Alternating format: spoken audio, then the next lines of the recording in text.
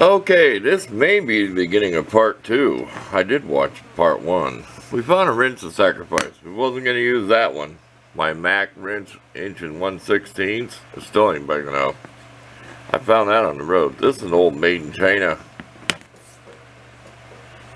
I think you'll agree, right? It'll be sitting like this, because the way it angles is what we're going to do. We're going to chop off this much. See where the Sharpie, we're chopping off that much, and we're cutting out that much. So it will fit onto this nut, and then we'll weld it. We're also going to round this corner to fit in here. And it will be down at the bottom, okay, like this. And then our little peg will be welded, setting on top of the wrench. A little peg coming up. I got this idea from YouTube video. I didn't come up with all my own. They'd made a smaller one and they'd had a hole in the wrench with the peg in it. So I'm just modifying it, changing it like this, rounding the nut. I'm making it more streamlined in my design. So it's not all my idea. I do get ideas from YouTube, and I couldn't find the video again if I wanted to. So we're off to chop this up and make this fit. So when I come back, it'll be fitting on here. This will be ground, it'll all be done, and then we'll be able to weld it. And we can always put the peg on it. When we weld this, it'll be clamped down to a flat plate now. Everything will be laying flat like this, so it can't move.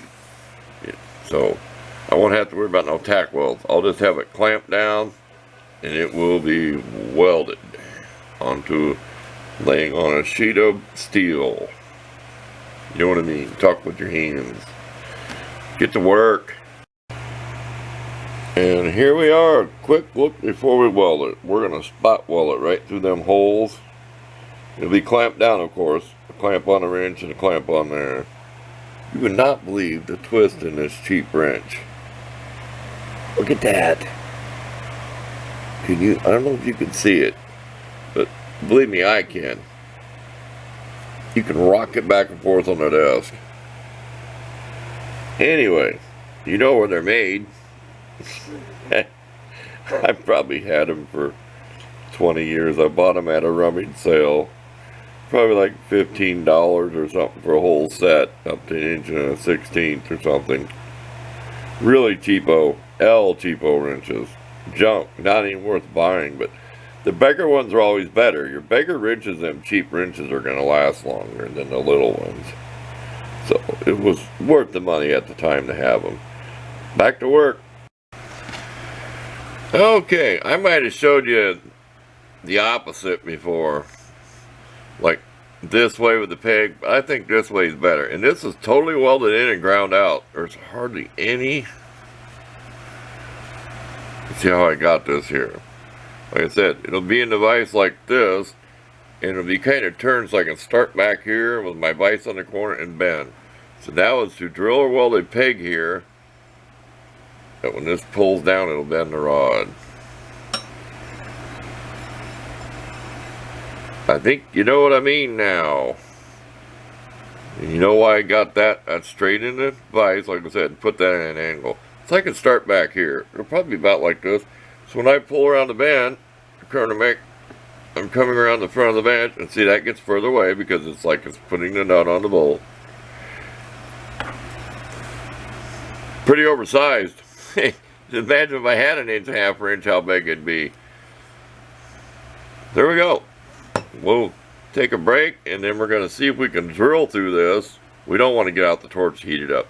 This was really hot from welding and grinding, that it may drill with a carbide bit. That's what we're going to find out, so stay tuned.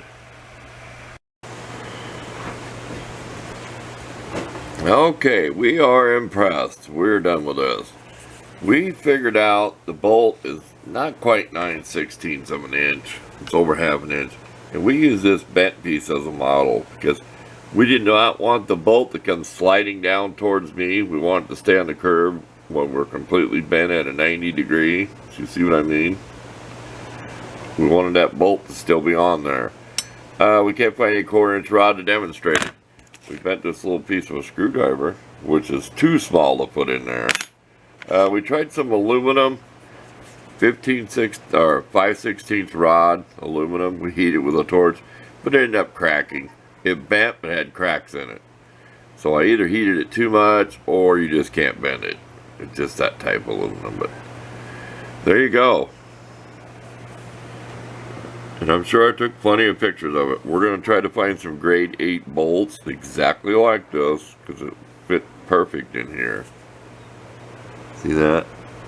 We did epoxy this so it can't turn. It turned when we was trying to do the little rod. And we don't want that. We want as much out here as we don't want that turning in there. We want that to stay there. Which it will not turn with probably 1/4 inch rod or 5/16. It just had enough slop in there and tried turning it in the slot. So there you go. Thanks for watching. It might have been too long of a video, but just a cheap wrench. Someday we might grind that off of there. Should grind it off, put my name on there. Don't tempt me, because I'll do it. Yeah, I was impressed with that weld. You know, not to brag about my welding, but this was all welded in here. You've seen the pictures. And then I ground it with the grinder, and I didn't have too many holes in there. It's a little nasty out here. I'm not perfect. And then it heats up that zinc coating. See where it turned into a dark gray color. But it's a tool. It's meant to be used. It's not for show. So thanks for watching. We've had enough of this project. We're going to go out and wax the car. Yeah, I think it's the 11th. It's a Sunday, 11th of October.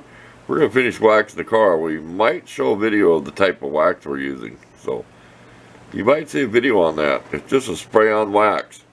I'd wash it. I'm going to rinse it again and wax it. So get that stuff done before winter time. That way the snow don't stick to the top. We did the hood 2 times.